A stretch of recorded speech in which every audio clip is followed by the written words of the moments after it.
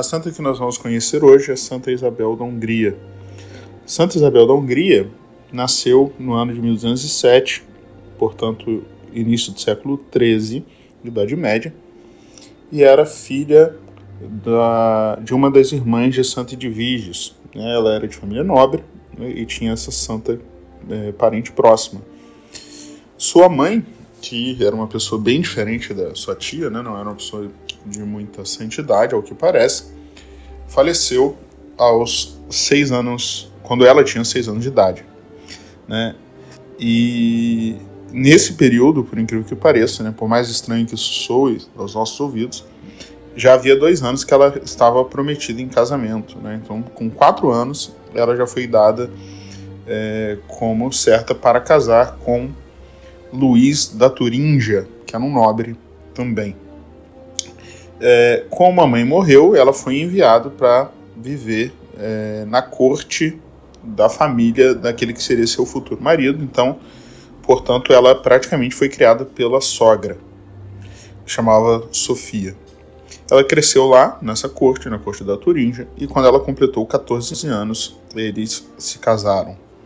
Mesmo que tenha sido um casamento arranjado, ela amava muito o seu esposo. Os dois tinham um relacionamento assim, muito forte, né? Uma coisa que não é tão comum. Quando a gente fala de santas casadas, muitas vezes, né, sobretudo santas casadas da Idade Média, a gente pensa logo assim naquela naquela mulher que sofria muito porque o marido não era fiel, ou então porque o marido vivia no pecado. E aqui não, aqui nós temos um casal, digamos, que dentro das possibilidades humanas vivia bastante feliz e que se amava muito um ao outro, com muita fidelidade sempre, tanto da parte dela como da parte dele. Ela amava tanto o marido dela que às vezes ela tinha até umas certas crises de escrúpulo com medo de amar demais o marido, né, e acabar tirando isso, fazendo ela amar menos a Deus. É claro que isso era somente escrúpulo, né, de tanto que ela amava o marido. Na ausência do marido, né, claro, o marido dela precisava viajar, né, naquele tempo as viagens eram a pé, a cavalo, etc. E eram viagens longas.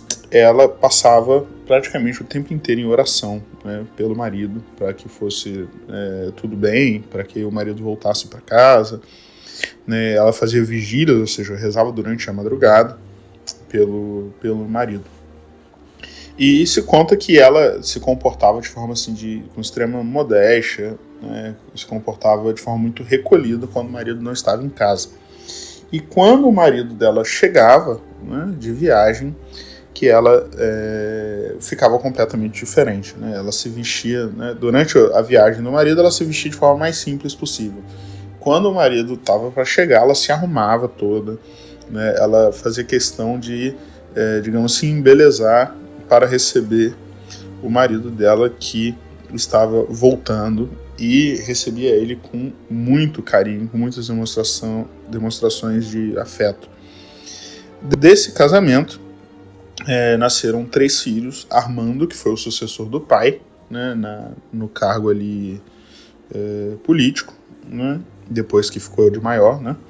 Sofia, que foi duquesa, ela se casou com um duque, e Gertrudes, que era uma abadesa, que também é santa, né, que é a terceira filha.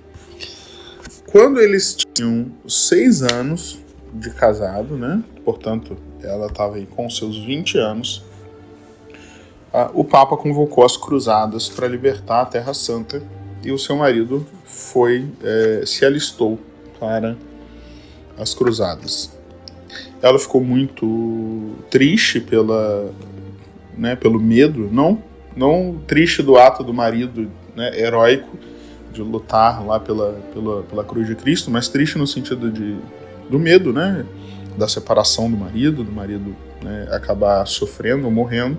E foi isso que aconteceu. O marido dela veio a morrer durante as cruzadas e ela ficou viúva, muito triste, né, e com isso ela cada vez mais se dedica à oração, à união com Deus.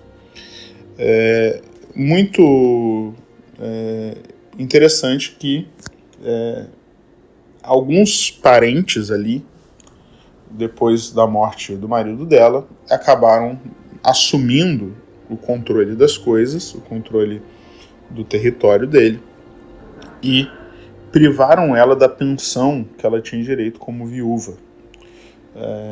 Eles alegaram que ela gastava a fortuna da família com a caridade, porque ela dava muita coisa para os pobres. Então eles falaram que se essa mulher continuar recebendo poder e dinheiro, ela vai acabar com tudo. Então eles tiraram tudo dela, ao ponto dela ter que viver com os filhos de esmola. Então uma pessoa de alta riqueza logo vai ser obrigada a viver de esmola. Nesse período, nesse momento assim mais difícil, ela conhece alguns padres franciscanos e ela vai se dedicar a viver, de certa maneira, uma espiritualidade franciscana, seguindo os passos de São Francisco de Assis. Acontece depois uma reviravolta política no território deles, e ela retoma as suas posses, né, e a sua pensão, só que ela já não consegue mais viver naquele ambiente da corte, então ela vai para uma propriedade rural, onde ela funda um hospital e passa ali seus últimos anos se dedicando à caridade com os pobres e os doentes. Ela vai morrer em 1231, com 24 anos, bem jovem ainda. A Santa Isabel da Hungria é um grande exemplo, né, para todas as mães, né, esposas, para as mulheres. E eu gostaria de destacar aqui duas virtudes de forma especial, né, que eu convido vocês a buscarem viver na vida de vocês do dia a dia. Em primeiro lugar, a maneira como Santa Isabel mostrava o amor pelo seu marido com pequenos gestos. Essa coisa de, por exemplo, ela fazer questão de se arrumar quando o marido vai chegar, fazer questão de ir lá na porta para receber, né? Hoje em dia, dificilmente o marido vai sair em longas viagens, né? Mas às vezes viaja, né? Às vezes o marido chega em casa do trabalho e nada melhor do que ser recebido com gestos de carinho e afeto pela esposa. Muitas vezes o marido chega em casa do trabalho e a mulher já chega jogando um monte de problema nas costas do marido, já chega, né, emburrada, né? E isso vai destruindo o relacionamento dos dois, né? Então não, a gente tem que buscar mostrar o amor com esses gestos pequenos, com essa delicadeza, com essa atenção, né? Vocês talvez não percebam, mas o homem dá valor sim a pequenos gestos, né? Pequenas considerações, pequenas lembranças, né? Coisas que indicam esse afeto feminino, né? Então vamos aprender essa virtude aí de Santa Isabel. E uma outra coisa também que eu gostaria de destacar é os relatos da sua oração contínua pelo marido, né, quando o marido não estava perto, em viagem. Então eu acho que também é uma coisa que a gente deveria buscar sempre alimentar na vida espiritual, essa preocupação, mas não é uma preocupação que fica parada na mera ansiedade, é uma preocupação que se manifesta sobretudo nessa entrega da situação nas mãos de Deus, nessa oração constante, na intenção pela qual que deixa a gente preocupado, né? No caso, as mulheres rezarem mesmo, rezarem pelo marido, né? Pela família, de modo especial. A gente não tem muitos relatos sobre como ela era como mãe, só que só o fato dela ter uma filha abadesa santa já dá para entender, né? Não precisa nem explicar muita coisa. Provavelmente ela foi, né? Provavelmente não, certamente ela foi o grande modelo, o grande exemplo aí para a filha, né? E a grande escola de santidade para ela.